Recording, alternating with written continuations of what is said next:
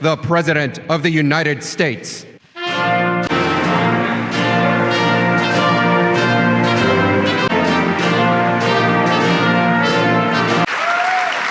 Well, thank you very much. We've all been through a lot together, and we probably deserve that hand for all of us because it's been a very unfair situation. I invited some of our very good friends, and we have limited room, but everybody wanted to come. We kept it down to a minimum, and believe it or not, this is a minimum, but a tremendous thing was done over the last number of months, but really, if you go back to it over the last number of years, we had the witch hunt. It started from the day we came down the elevator, myself and our future First Lady who's with us right now. Thank you, Melania. And it never really stopped. We've been going through this now for over 3 years. It was evil, it was corrupt, it was dirty cops, it was leakers and liars.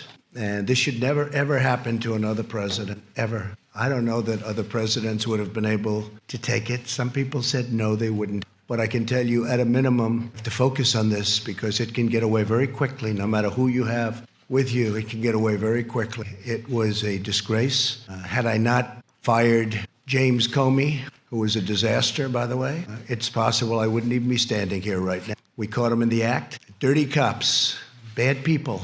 If this happened to President Obama, a lot of people would have been in jail for a long time already, many, many years. I want to start by thanking some of, and I call them friends, because, you know, you develop friendships and relationships when you're in battle and war, much more so than, gee, let's have a normal situation. With all that we've gone through, we've done, I think, more than any president and administration, and really, I say, for the most part, Republican congressmen, congresswomen, and Republican senators. We've done more than any administration in the first few years. You look at all of the things. I watched this morning as they tried to take credit for the stock market from think of that. Let me tell you, if we didn't win, the stock market would have crashed. And the market was going up a lot before the election because it was looking like we had a good chance to win. And then went up tremendously from the time we won the election till the time we took office, which was November 8th to January 20th. And that's our credit. That's all our credit. And leading up to that point was our credit because there was hope. And one of the reasons the stock market's gone up so much in the last few days is people think we're doing so well. They liked the State of the Union speech. It really is. It's a true honor to give it. Making the State of the Union speech, I was with some people that have been around. They've been all over the world. And one of them said, highly sophisticated person said, you know, no matter where you go in the world, it doesn't make any difference. There is nothing like what I witnessed tonight. The beauty, the majesty of the chamber, the power of the United States, the power of the people in this room. Really an amazing, even I don't think there is anything like that anywhere in the world. You can go to any other country, you can go to any other location, any other place. The beauty of everything, it's what it represents and how it represents our country. I want to start by introducing some of the people that are here. I know some are going to be left out, but they work so hard. And this is really not a news conference. It's not a speech. It's not anything. It's just we're sort of, it's a celebration because we have something that just worked out, and it worked out. We went through hell unfairly, did nothing wrong, did nothing. I've done things wrong in my life, I will admit. Not purposely, but I've done things wrong. But this is what the end result is. So, you could take that home, honey. Maybe we'll frame it. It's the only good headline I've ever had in the Washington Post. I tell you. But every paper is the same. Does anybody have those papers? Does anybody have them? Because they're really like that, so I appreciate that. But some of the people here have been incredible warriors. They're warriors. And there's nothing from a legal standpoint. This is a political thing. And every time I'd say, this is unfair, let's go to court, they say, sir, you can't go to court. This is politics. And we were treated unbelievably unfairly. And you have to understand, we first went through Russia. It was all bullshit. We then went through the Mueller report, and they should have come back one day later. They didn't. They came back 2 years later, after lives were ruined, after people went bankrupt, after people lost all their money. People came to Washington to help other people. Bright-eyed and bushy-tailed, I say. They came, one or two or three people in particular, but many people. We had a rough campaign. It was nasty. It was one of the nastiest, they say. They say Andrew Jackson was always the nastiest campaign. They actually said we topped it. It was a nasty both in the primaries and in the election. But you see, we thought after the election it would stop, but it didn't stop. It just started. And tremendous corruption. So we had a campaign. Little did we know we were running against some very, very bad and evil people with fake dossiers, with all of these horrible, dirty cops that took these dossiers and did bad things. They knew all about it. The FISA courts should be ashamed of themselves. It's a very tough thing. And then we ended up winning on Russia. It should have taken the one day, as I said, and it took years. Then Bob Mueller testified. That didn't work out so well for the other side. But they should have said that first week because it came out. Is that right, Jim Jordan? They knew in the first 2 days, actually. Devin, is that right? 2 days. They knew that we were totally innocent. But they kept it going, Mark. They kept it going forever because they wanted to inflict political pain on somebody that had just won an election that to a lot of people was surprised. I mean, we had polls that said we were going to win. We had Los Angeles Times. A few papers actually said we were going to win, but it was going to be close. And we did win. It was one of the greatest wins of all time. And they said, okay, he won. And, you know, I wrote this down because that was where a thing called the insurance policy. To me, when I saw the insurance policy, and that was done long before the election, that was done when they thought that Hillary Clinton was going to win. And by the way, Hillary Clinton and the DNC paid for millions of dollars, the fake dossier. And now Christopher Steele admits that it's a fake because he got sued by rich people. I should have sued him too, but when you're president, people don't like suing. I want to thank my legal team, by the way, not for that advice, but for other advice. Pat, Jay, Pat, you guys stand up, please. Great job. Right at the beginning, they said, sir, you have nothing to worry about. All of the facts are on your side. I said, you don't understand. That doesn't matter. That doesn't matter. And that was really true. They made up facts. A corrupt politician named Adam Schiff made up my statement to the Ukrainian president. He brought it out of thin air, just made it up. They say he's a screenwriter, a failed screenwriter. He tried to go into, unfortunately, he went into politics after that. Remember, he said the statement, which is a mob statement, don't call me, I'll call you. I didn't say that. Fortunately, for all of us here today and for our country, we had transcripts. We had transcribers, professional transcribers. Then they said, oh, well, maybe the transcription is not correct. But Lieutenant Colonel Vindman and his twin brother, right? We had some people that really amazing. But we did everything. We said, what's wrong with it? Well, they didn't add this word or that. It didn't matter. I said, add it. They're probably wrong, but add it. So now everyone agrees that they were perfectly accurate. When you read those transcripts, Tim Scott, I don't know if Tim's here, but he said, sir, he's the first one to call me. Sir, I read the transcript. You did nothing wrong. And Mitch, he stayed there right from the beginning. He never changed. And Mitch McConnell, I want to tell you, you did a fantastic job.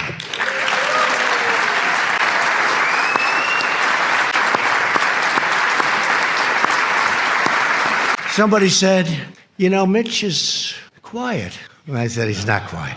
He's not quiet. These are the people. He doesn't want people to know him. And they said, is Mitch smart? I said, well, let's put it this way. For many, many years, a lot of very smart, bad in many cases, sometimes good, but people have been trying to take his place. And to the best of my knowledge, I've never even heard the subject come up because they've been wiped out so fast. This guy is great, and I appreciate it, Mitch. And he's also given us 191 now. 191 federal judges, 2 Supreme Court judges, right? We're up to 191. Great guy. Great guy. He's a tough guy to read. I'm good at reading people. Tough guy to read, I'd call him. My wife would say, how'd you do with Mitch? I don't know. That's what makes him good, when you can read somebody. Fantastic job. And he understood right from this was crooked politics. This was crooked politics. How about all these people? They're running for office. They're saying the worst things about me, like 8 senators on the Democrats. Most of them got wiped out. You know, they got their 1% or less. Most of them got less. They decided to go home. Let's go back to California. Let's go back to wherever they came from. Let's go back to New York. How about that one? Our New York Senator, Gillibrand. Let's go back to New York after they get nothing. And then they take an oath that they will be fair, that they will be reasonable, you know, all of the different things, and they had to sign. They're not fair, but here's the beauty. So we have 4 left. They're saying the most horrendous things about me. It's okay, it's politics. And then they're supposed to vote on me. They're trying to replace me, and then they're supposed to be voting. So I think it's incredible. But so, Mitch, I want to thank you very much, incredible. And you have some of your folks here, and they're incredible people. And they've been right from the beginning. And again, you're out of session. Unfortunately, I only told these folks, let's do this today. We did a prayer breakfast this morning, and I thought that was really good. In fact, that was so good it might wipe this out. But by the time we finish, this will wipe that one out, those statements. I had Nancy Pelosi sitting 4 seats away, and I'm saying things that a lot of people wouldn't have said, but I meant every word of it. But we have some of the folks that are going to be leaving right after this, and they work hard, and they did work hard. Bill Cassidy, Senator. Stand up, Bill. What a guy. Great man. When I need to know about health insurance and pre-existing conditions and individual mandates, I call Bill, or I call Barrasso. We get those 2 guys, they know more than anybody. A man who just became a senator. He's a little bit like me. We have a couple of them. Very successful guy in business, and he said, what the hell? I'll run for the Senate from Indiana. And he ran, and I saw him on television destroying his opponent in a debate. I said, this guy could win, and I got behind him. And Mike Braun, you have done some great job. Thank you very much. Tough. Thank you. A man who got James Comey to choke, and he was just talking in his regular. He's the roughest man. He's actually unbelievable, and I appreciate the letter you sent me today. I just got it. But he's got this voice that scares people. People from Iowa can be very tough. We're doing very well in Iowa. But I'll tell you, Chuck Grassley, he's looking at Comey. Well, you tell me, what did you say? Now, he wasn't being rough. That was just the way he talked. And that was when Comey announced that he was leaking, lying, and everything else, right? He choked because he never heard anybody talk like that. You should have gone. I wish you got angry. You could have gotten the whole ball game. He would have said, I give up. Chuck Grassley is an incredible guy. And a man who, he was running against a tough, smart campaigner. We learned out how good she was, right? She was a great campaigner. In fact, by the end of the campaign, I thought she was more for me than you were, Josh. I was worried. I saw her ads. She was saying the greatest things about me. And you know who I'm talking about? And I went to a great place, Missouri, and I said, who do you have to beat her? And they said, well, we have 4 people. I said, let me see them. I got to interview people. Can you imagine? I'm interviewing people for the United States Senate. This is what I do. Where have I gone? But I love it. I love it because we're getting great people. The first one I met was Josh Hawley. After about 10 minutes, I said to the people, don't show me anybody else. This is the guy. He was the Attorney General, did a phenomenal job in the state, highly respected, and Claire McCaskill. So the theory was you couldn't beat her. Great campaigner. Remember the last campaign? She was always going to be taken out, and she wins, and people say, how did that happen? Didn't happen with him. But she got so friendly toward me. In fact, one of the ads I still have, I'm putting it in the archives as one of the best ads I've ever made. And she tried to convince people that we were best friends. But Josh ended up winning by 5 or 6 points. You were unbelievable. You were tough, and you are something. And one of the greatest supporters on the impeachment hoax was Josh Hawley. He was incensed, actually. I watched him. He was incensed at what they were doing and what they were saying. And those were the ones. I had some that said, oh, I wish he didn't make the call. And that's okay. If they need that, it's incorrect. It's totally incorrect. And then you have some that used religion as a crutch. They never used it before. An article written today, never heard him use it before. But today, it's one of those things. But, it's a failed presidential candidate, so things can happen when you fail so badly running for president. But Josh Hawley, I want to thank you. You were right from the beginning. Man, did I make a good choice.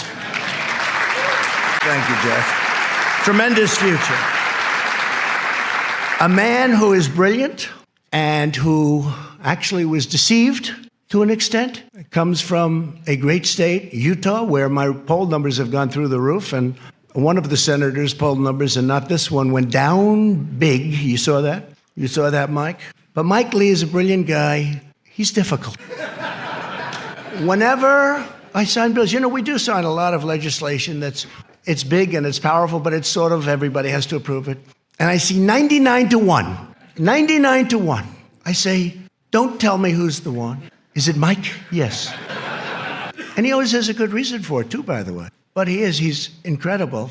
And right at the beginning, he knew we were right, Mike. And I appreciate it very much. You're just fantastic. And say hello to the people of Utah and tell them, I'm sorry about Mitt Romney. I'm sorry. Okay? We can say that Mike Lee is by far the most popular senator from the state. But you've done a fantastic job, Mike, in many ways. In many ways. A young woman who I didn't know at all, but she's been so supportive, and I've had great support from other people in that state, and she's been so supportive, and she's been downright nasty and mean about the unfairness to the president.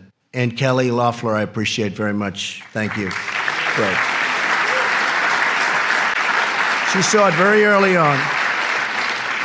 And we have, I don't know if we have other senators here, but we got a hell of a lot of congressmen. I'll go over them quickly, but they have also been, it helped when we won 197 to nothing. That's got to be a first, Kevin, right? Is that like a first? The Republicans have this image. See, I say Democrats are lousy politicians because they have lousy policy. Open borders, sanctuary cities, they have horrible policy. Who the hell can win? Oh, their new policy is raise taxes. They want to raise taxes. All my life, I wasn't in politics, but I'd say, if you're a politician, you want to say, we're going to lower taxes. They want to raise taxes. So they have open borders, sanctuary cities, raise everybody's taxes, get rid of everybody's health care, 180 million people in the United States, and they're really happy. And we're going to give you a health care that's going to cost more money than the country could make in 30 years if it really does well. That's 1 year. So I've always said they're lousy politicians, but they do two things. They're vicious and mean. Vicious. These people are vicious. Adam Schiff is a vicious, horrible person. Nancy Pelosi is a horrible person. And she wanted to impeach a long time ago when she said, I pray for the president. I pray for the president. She doesn't pray. She may pray, but she prays for the opposite. But I doubt she prays at all. And these are vicious people. But they do two things. They stick together. Historically, I'm not talking now, they stick together like glue. That's how they impeached, because they had whatever the number is, 220 people. So if they don't lose anybody, they'll be able to impeach anybody. You could be George Washington. You could have just won the war, and they say, let's get him out of office. And they stuck together, and they're vicious as hell. And they'll probably come back for more, but maybe not, because the Republican Party's poll numbers, Mitch, have now gone up more than any time, I think, since 2004, 2005. And you know what happened then? But in normal times, decades, you would call it. That was a little unusual time. It was for a very short period. The Republicans Party's poll numbers and Donald Trump's poll numbers are the highest I've ever had them. So maybe they won't. It's no way to get your poll numbers up. It's not worth it. Because from my family standpoint, it's been very unfair for my family. It's been very unfair to the country. Think of it. A phone call. A very good phone call. I know bad phone. This is a phone call where many people, I think Mike Pompeo was probably on the call. Where's Mike? Mike Pompeo was on the call. Many people were on the call. I know that many people. They even have apprenti. Bringing up an old favorite word of mine, the apprentice. They have apprenti. They have people on these calls. And I know there are many, when I speak to the head of a nation, and they have many people on. I mean, also, do you think they're just, in the case of Ukraine, he's a new president. He seems like a very nice person, by the way. His whole thing was corruption. He's going to stop corruption. We even have a treaty, 2001, 1999. It's a treaty, signed treaty, that we will work together to root out corruption in Ukraine. I probably have a legal obligation, Mr. Attorney, to report corruption. But they don't think it's corrupt when a son that made no money, that got thrown out of the military, that had no money at all, is working for $3 million up front, $83,000 a month, and that's only Ukraine. Then goes to China, picks up $1.5 billion. Then goes to Romania, I hear, and many other countries. they think that's okay. Because if it is Ivanka in the audience? Is Ivanka? Boy, my kids could make a fortune. They could make a fortune. It's corrupt. But it's not even that. It's just general corruption. And the other thing is mentioned in the call, and something that I've told Mike Pence, our great vice president, I would tell him all the time. And I told him when he went on the trip, because he was over there. He never mentioned anything about this when you had your meeting. It's a terrible thing. But I told Mike, I said, Mike, we're giving them money. And, you're always torn about that because we have our country to build, we have our cities to build and our roads to fix. But we're giving them money. Tell me, why isn't Germany paying money? Why isn't France? Why isn't United Kingdom paying me? Why aren't they paying money? Why are we paying the money? Is that a correct statement, Mike? I say, find out what the hell's going on. And I told that to all of my people, OMB. I asked that question. How much is Germany paying? Why isn't Germany paying? Why is the United States always the sucker? Because we're a bunch of suckers. But that's turning around fast. But it makes it harder when stuff like this happens because you want to focus. And you want to focus perfectly. Think what we could have done if the same energy was put into infrastructure, prescription drug prices. Think of what we could have done.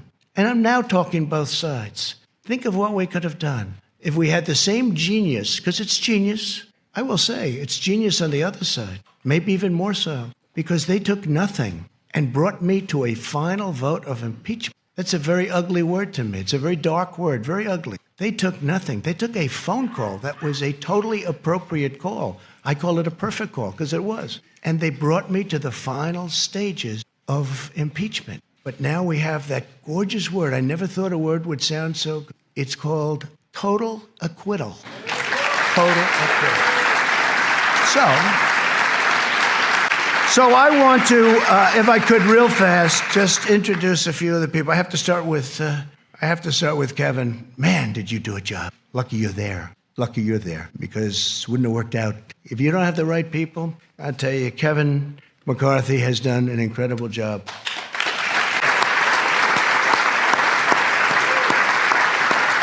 And he loves his job, and he loves his country. Tell you what, Mitch and Kevin, they love what they do. Now, Mitch wouldn't even tell you he liked it. Say, Mitch, do you like it? I don't know. He's the greatest poker player, right? Kevin will say, I love it, right?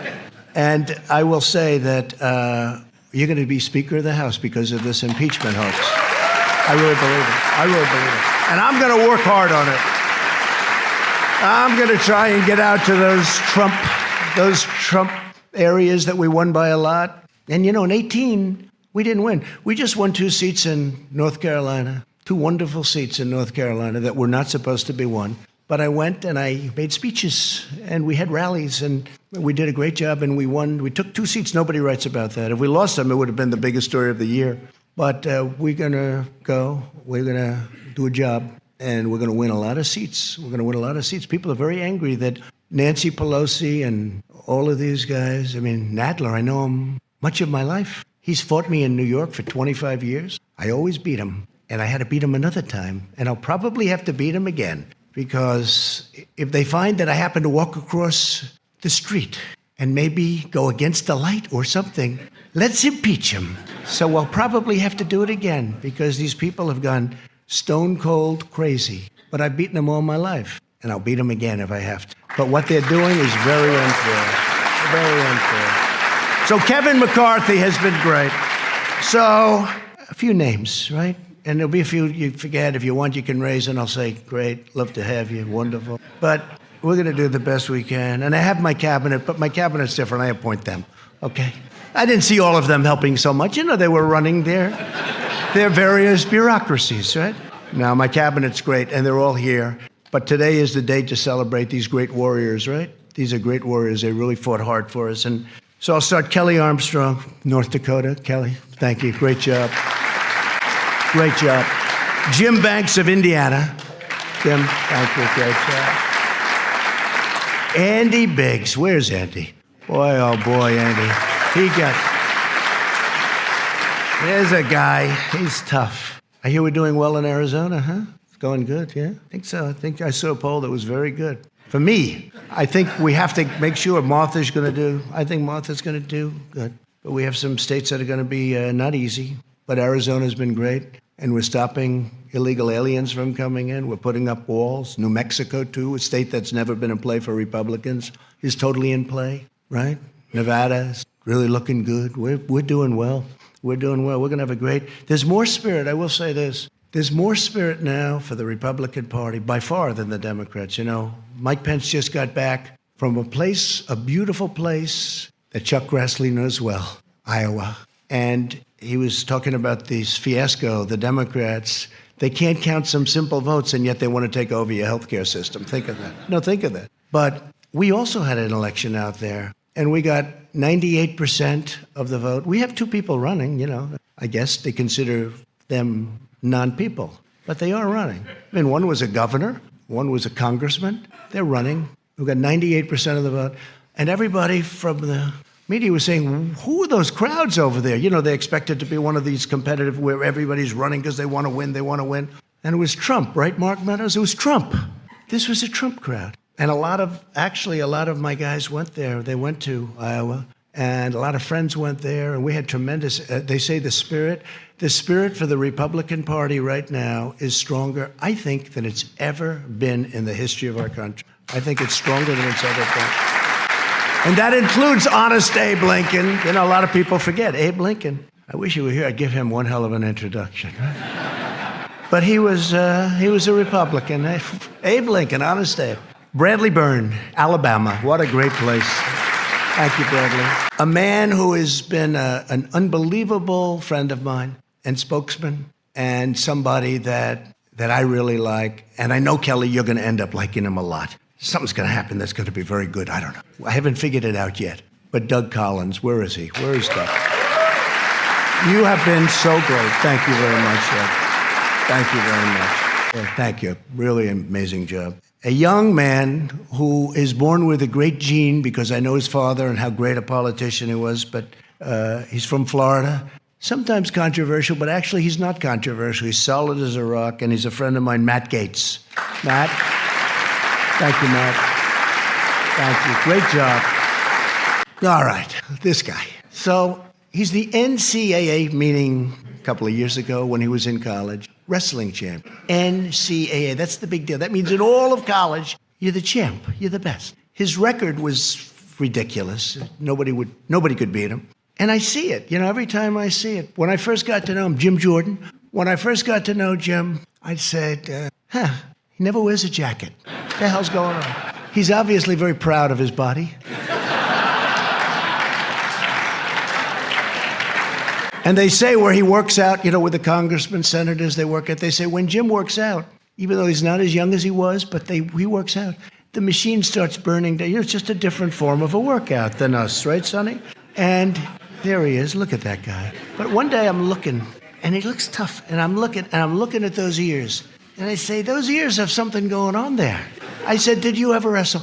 Yeah, I did. But he doesn't talk. But I checked. This guy was a champion, top wrestler. And when I had I had all of the teams. And by the way, your Super Bowl champions are coming, I think next week or soon, very soon. And every one of them want to be here. And the coach loves us. The coach is great, Andy Reid. And every one of them want to be here. People love it. But we had all of the NCAA championship teams here. They had the golf, the basketball. They had every team here. And one of the teams was wrestling. The wrestling team was at Penn State. And Penn State won the title. They have a great team. And I walked up with Jim, and it's like I didn't exist. Those wrestlers, they grabbed him. They love Jim Jordan, and we love you too, because you are some warrior.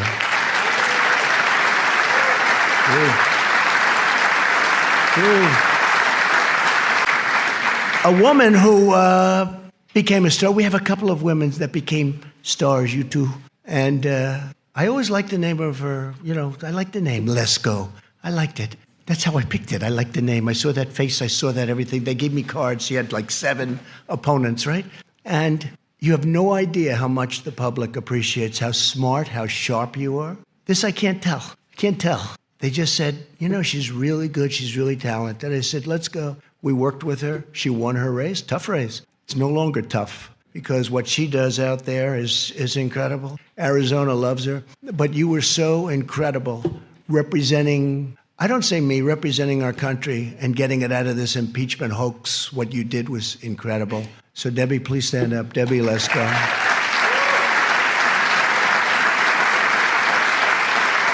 A man who I became very friendly with. I don't know why. Do you ever have where, I'll ask the media, certain people call, you take their calls. Other people call, if they don't have information, they won't take anybody's call. But other people call, and you don't. This is a guy, he's just a very special guy. His wife, I actually like better than him, to be honest. Because he doesn't know that he didn't actually support me right from the beginning, but she did. And on my worst day, right? On my worst day, my worst. I won't tell you why it was my worst, but it was not one of those good days. She got on a bus, got many other buses, and women all over North Carolina, and they toured North Carolina. Well, Mark was back sort of semi-supporting another candidate, which he ended up leaving very quickly. I don't think you had a choice because of your wife. But thank her. And Mark Meadows, he's an extraordinary guy. I mean, the only problem is, I guess he's announcing, he'd only win by 40 points, but he's announcing that he'll be not running this time. You have somebody good to run? Somebody going to win your district by at least 20 points, please? Okay? But he's a tremendously talented man, not just as a politician. As a human being, he's incredible. And during these horrible times, I mean, the way he worked, and Jim and all of you guys, the way they worked was so, it was like their life was at stake. So many. Ron DeSantis is another one. He worked so hard. Then he called me, he said, "Sir, I'd like to run for governor." He said, "Governor? I don't want you to run. I like you staying." "No, I want to run for governor." And he said, "Well, if you have to, I'd like your support." I said, "How can I support you? You're at 3. He was at 3. He had no money. Somebody else was at 38, and they had 22 million cash. I said, "Look, if it's important, I'll do it," because he's been another great warrior. And he's, by the way, he ran. I endorsed him. His numbers went through the roof. The man who he beat, who was expected to win easily, called me after the race. He said, "You endorsed him, and it was like a nuclear bomb went off. There was nothing I could do." He never even spent his money. He saved it. But Ron DeSantis is another one. And now he's the governor of Florida. And by the way, he's a great governor. He's a very popular governor. His numbers are in the 70s, and he's done a great job. But Mark, I want to thank you very much. Fantastic job. Thank you very much. Mark Meadows. And Mike Johnson of Louisiana. Where's Mike? Central Casting, what a job. You can represent me anytime. You can represent me anytime. Thank you. What a job you've done. Thank you, Mike. And a man nobody's ever heard of except the other side. He's the other side's worst nightmare. This guy goes down into dungeons and basements. He'll find a document no matter what. He's the most legitimate human being. He's the hardest worker. He's unbelievable. He took tremendous abuse. The media and, the other side and the bad ones, the leakers, the liars, the dirty cops, they wanted to destroy him. They tried. They got close, but he wouldn't let it happen. And honestly, in a certain way, he was the first one. Wouldn't you say, Jim and Mark and everything? This was the first guy. He came out of nowhere. He's saying, these people are corrupt. He's still saying it. And he was unbelievable.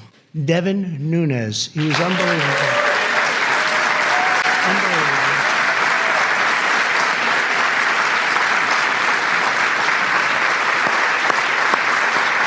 Devin. He'd come in and say, I didn't even know him.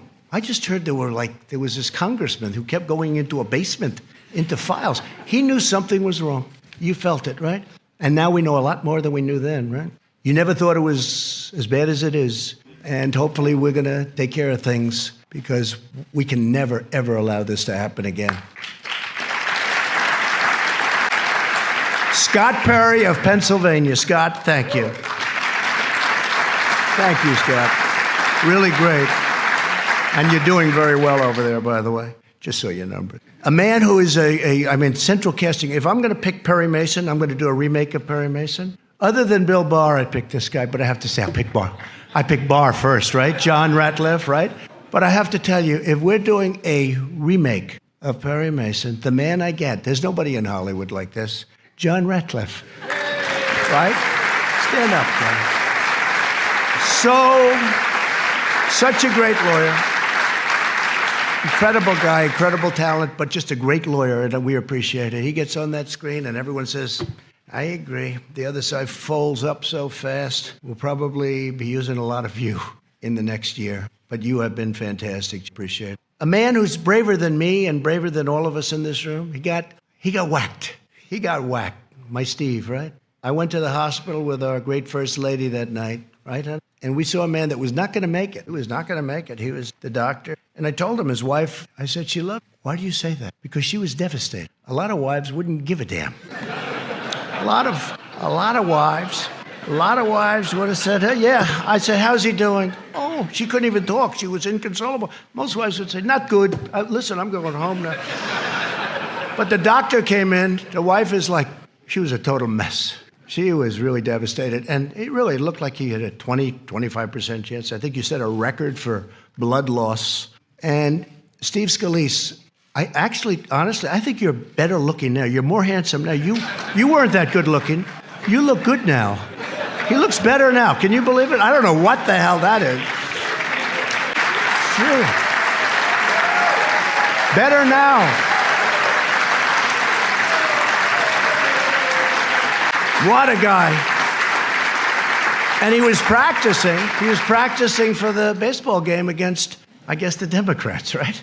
And this whack job started shooting, hurt Rogers. I don't know if Rogers is here, but hurt a number of people, hit him, but really hit Steve. Steve was at second base. He was the second baseman. And he went down, and it was terrible. I mean, I saw the whole thing, and it was terrible. Unfortunately, you had two brave policemen with you because of your high position in Congress. You had two policemen, and they were amazing. The man and the woman. And they came, and they didn't have rifles. They were against supposedly a pretty good sharpshooter with rifles, good equipment, and all they had was a gun. And they started coming in from the outfield shooting.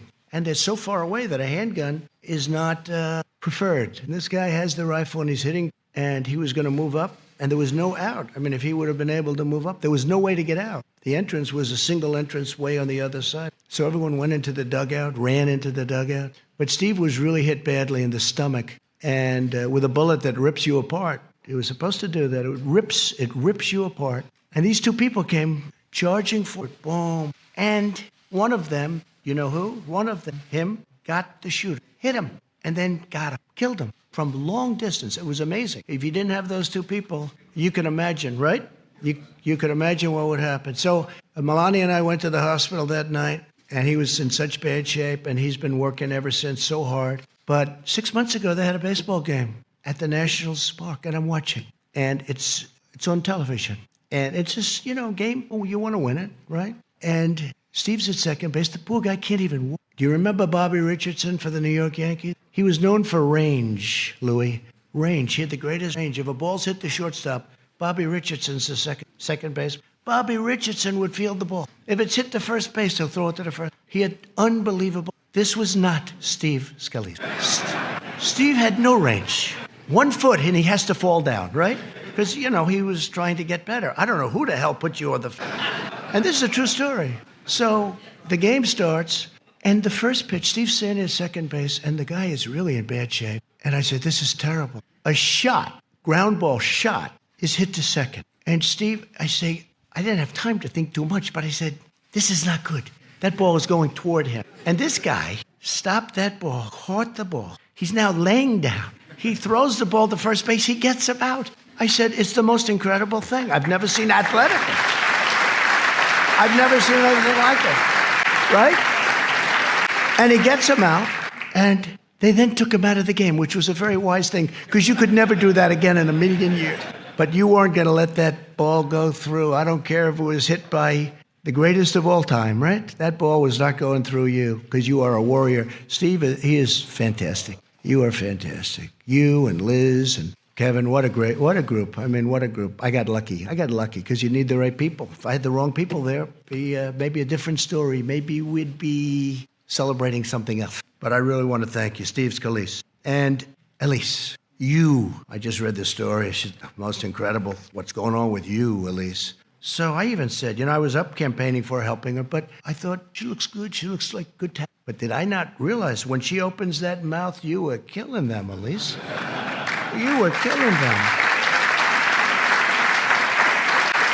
Elise, and there's a big story in the New York Post. I love the New York Post. because they treat me well. There aren't too many of you that do, but today you're treating me. I even had a great headline. New York Times, Washington Post. I had all these great headlines. Maybe we should just end it right there. But you had the greatest story yesterday that people from all over the country are contributing to her campaign. They were so enthralled with the way you handled yourself, what you said, the way you said it. And I'll always be your friend. I think it's really an amazing story. What a great future you have. What a great future. Thank you. First Lady agrees, by the way. First Lady agrees. And Michael Turner, you can represent me anytime. Where's Michael? Where is he? Well, you can represent me. How good were you? There's another Perry Mason type, I think, right?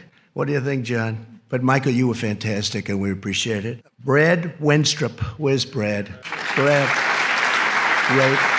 Great job. It's a big day for lawyers. You notice only the lawyers stayed. All the lawyers stayed behind. Lee Zeldin, how good are you? How good are you? Man.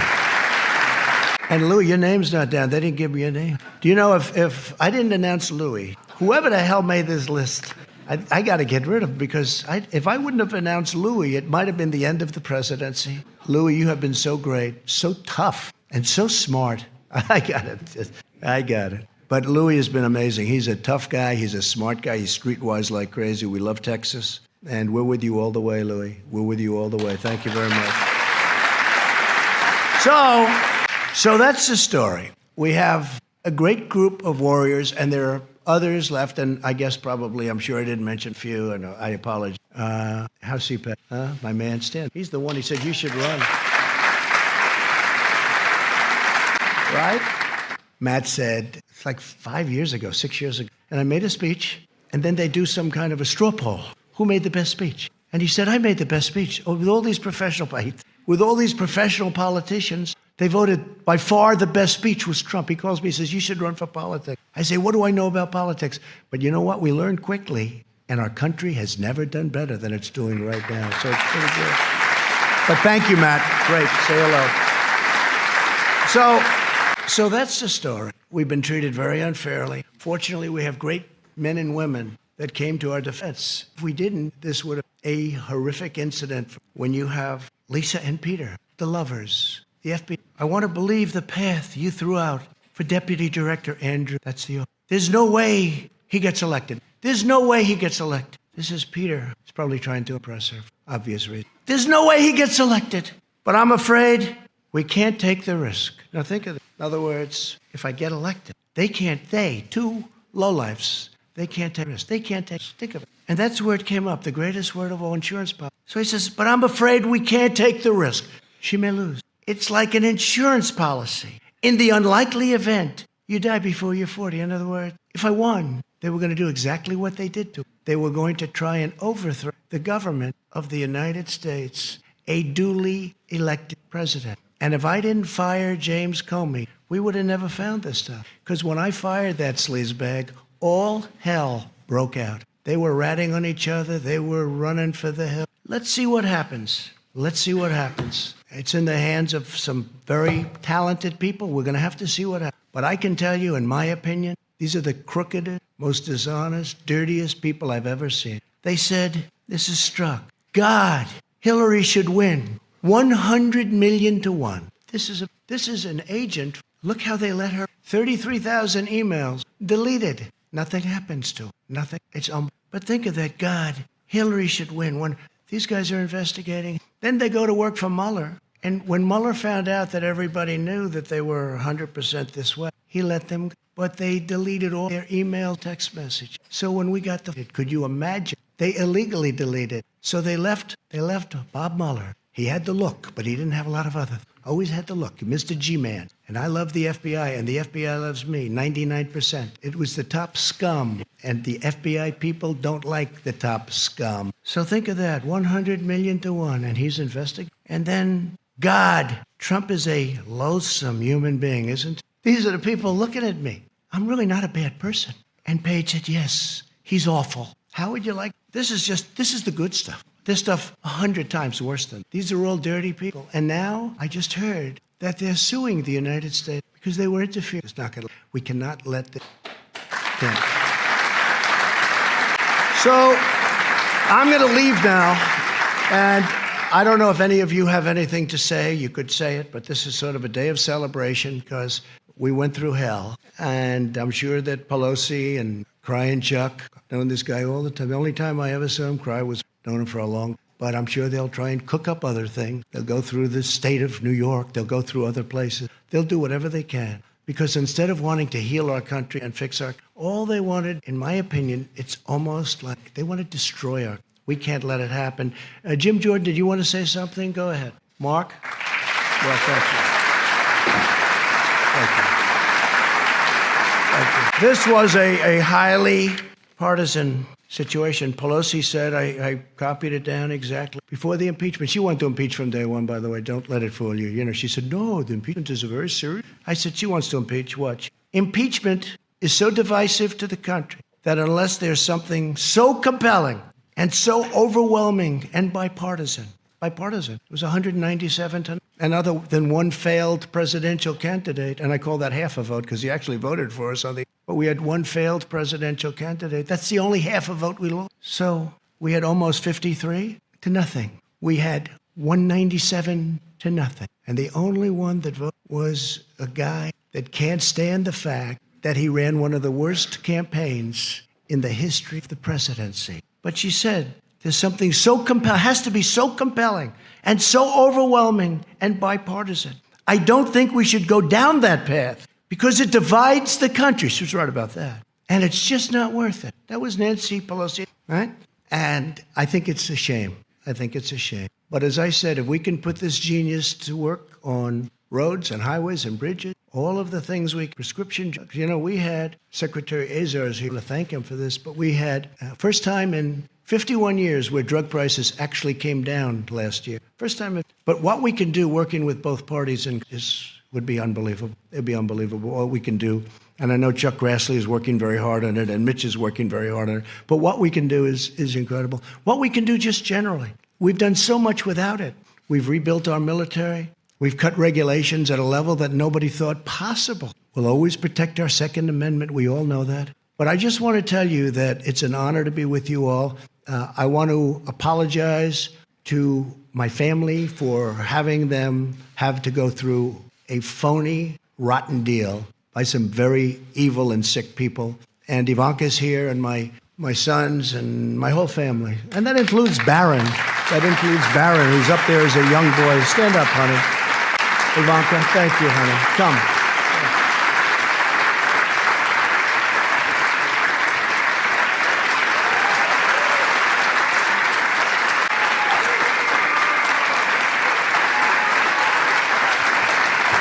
So I just want to thank my family for sticking through it. This was not part of the deal. I was going to run for president, and if I won, I was going to do a great job. I didn't know that I was going to run, and then when I got in, I was going to have to run again and again and again. Every week I had to run again.